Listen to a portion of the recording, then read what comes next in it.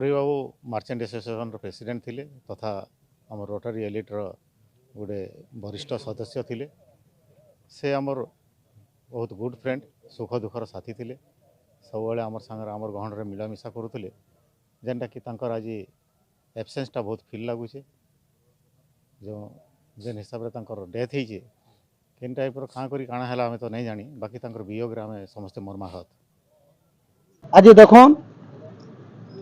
त्रिपुरा पाणिग्राही बलांगीर सारा तांको दादा बोलिक डाकुले। बलांगीर विभिन्न उन्नतिमूलक कार्यक्रम रे सभा समिति रे से सब बेले योगदान करुले। लोर सुक्तेन आंदोलन हो कि बाईपास हो कि बलांगीर दिन हो, सबू कार्यक्रम से अंशग्रहण करुले।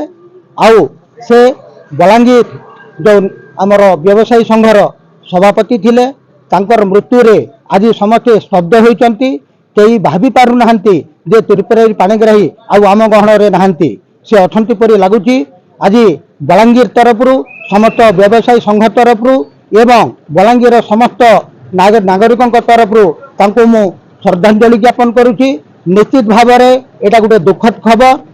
बर्तमान तो आम सकाल सकाल खबर पाइलु, तो विशिष्ट समाजसेवी तथा बणिक संघर सभापति थिले, से मिलापी थिले। आम जनसाधारण एवं व्यवसायी मान लगी आम बहुत समस्ते दुखित है।